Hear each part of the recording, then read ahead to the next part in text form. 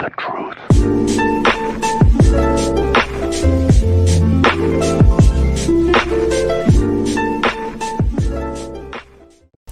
Hey everyone, so this is a new thing that I may do if you guys like it, and this is just a Halloween special of my first video on Gatcha life. This is just a Halloween special of me reacting to the top 15's scariest Reddit stories. Now this is only the first story. I'm probably not going to make another, but I'm going to be reacting to this. Sorry to the person who made this story, but I honestly don't believe it. I'm very sorry if this is true, but I just don't. So sorry. The following video is a collection of the scariest stories we could find on Reddit. Each story is narrated by a different YouTuber. Use the links in the description to find their channels and the original story links. Can you make it through the entire video?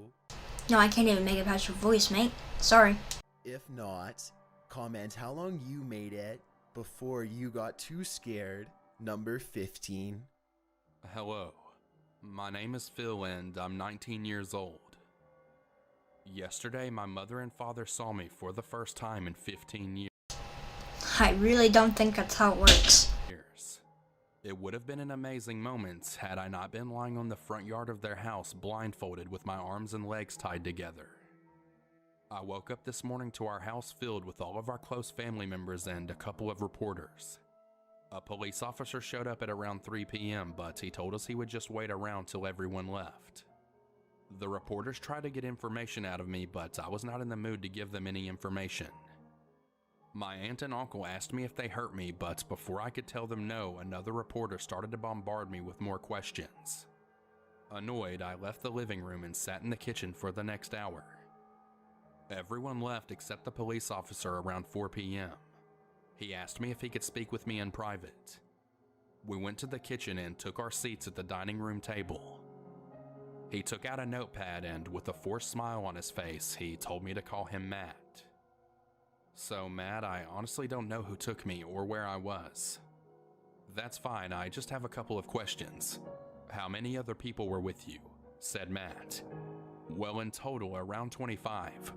When I left, there were around 17. All males, or were there any females? Said Matt.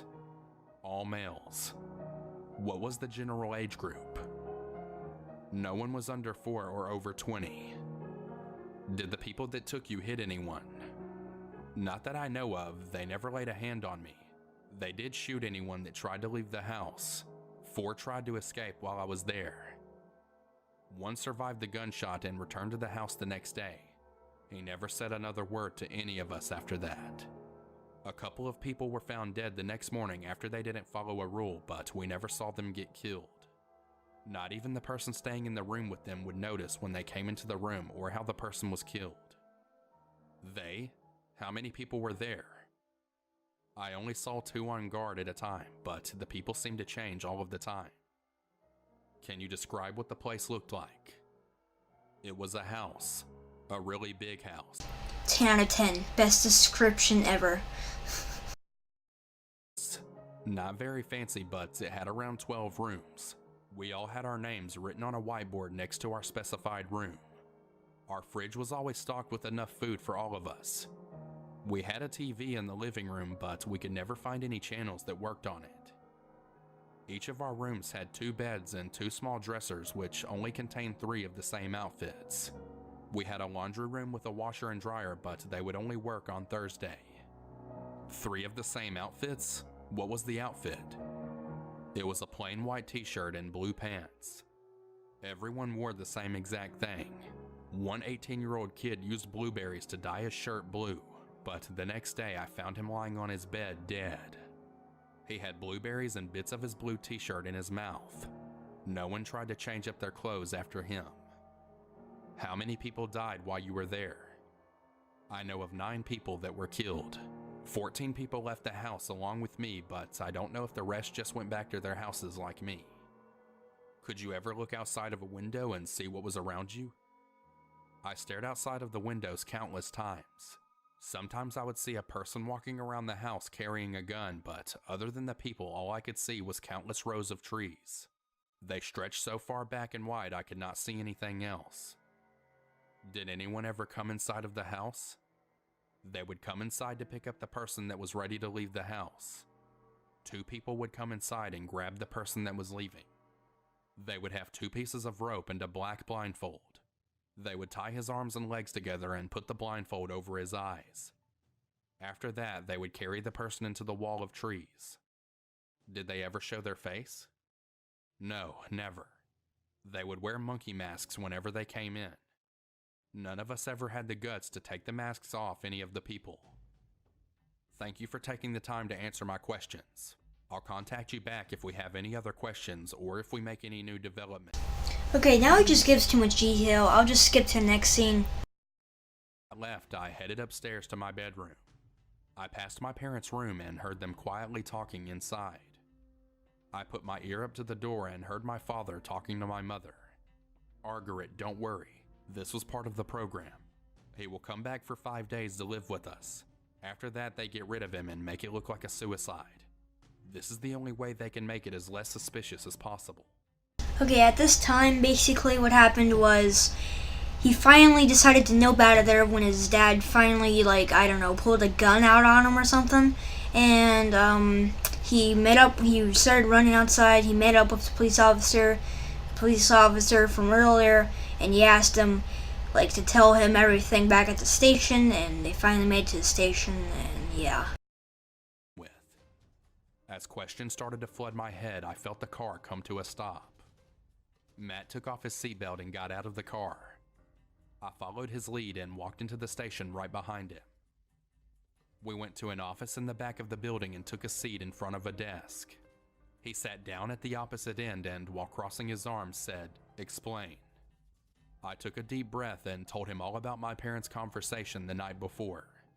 How they talked about my kidnappers will get rid of me. Then I told him about the odd breakfast and almost getting shot down by my father when he found out I was trying to eavesdrop on them.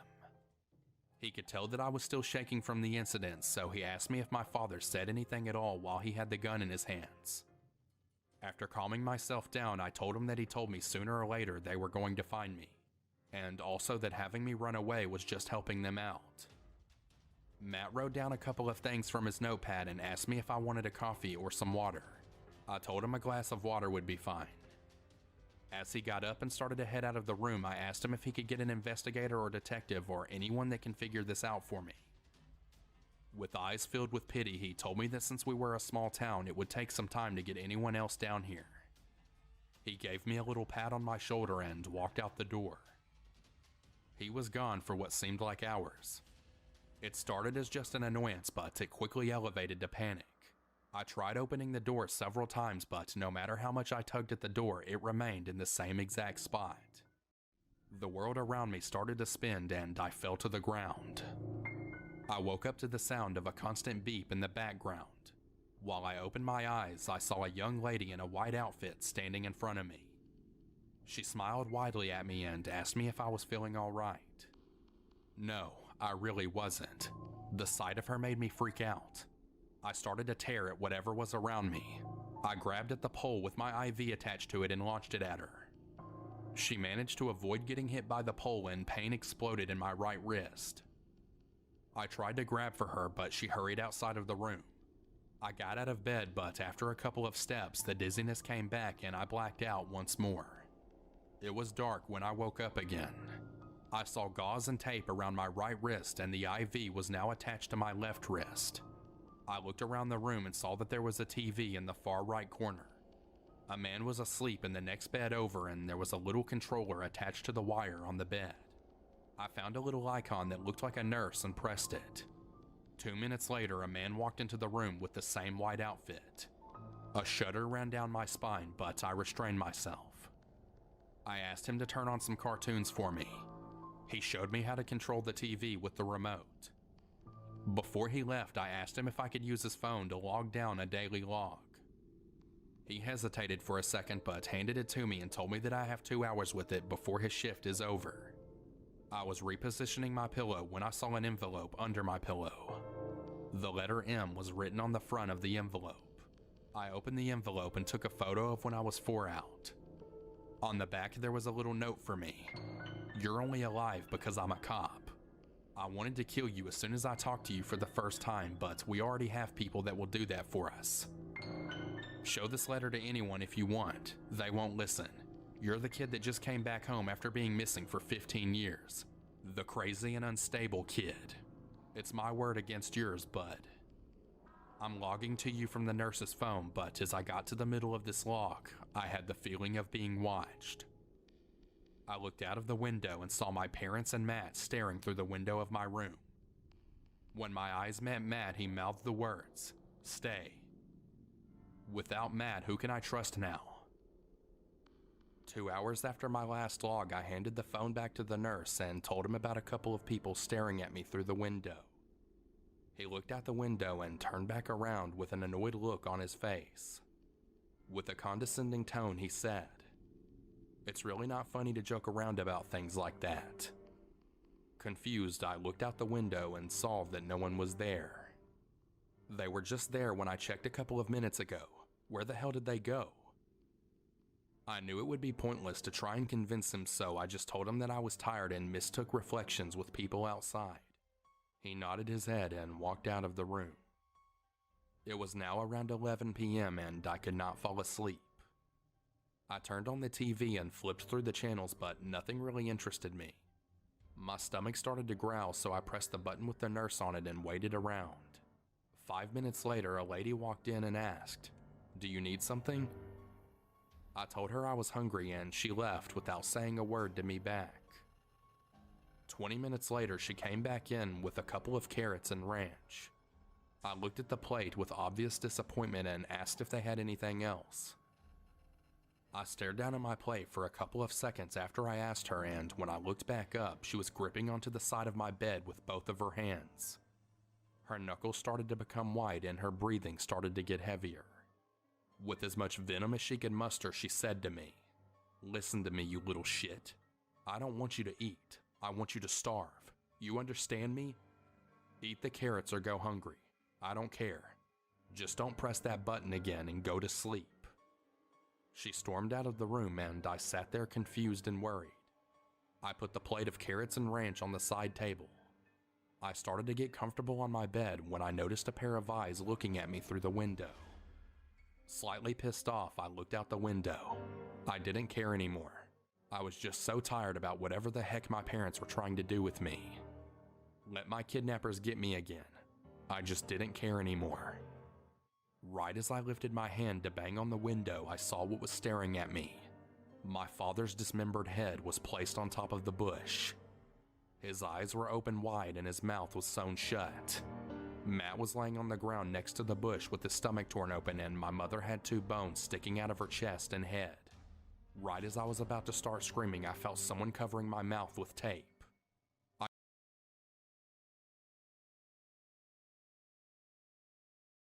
Okay, I do have to admit that kind of just got creepy a little bit there. Here we meet our 2 main new characters, I guess, and I'll just skip forward to where you meet them. We were in what seemed like the living room. It was dark in the living room, but I could still see both of their faces. A man who looked to be struck with infinite depression and a little boy who seemed to be the happiest thing around. The boy stuck out his hand and said, "Hey bud, we're kinda the same. You lost your parents and I lost mine. It's okay. They were bad people. By the way, your mom didn't taste as good as your dad, so I didn't really want to finish off your mom, but..." Okay, well, I think that's a good place to stop. I don't want my channel to get demonetized. I probably already did. Shoot. Alright, well, yeah, I'm gonna end this here. It kind of just got way darker than I expected. Sorry. I hope you enjoyed the video, though. And I will see you all, I don't know, Christmas. I don't know, whenever I make a new video.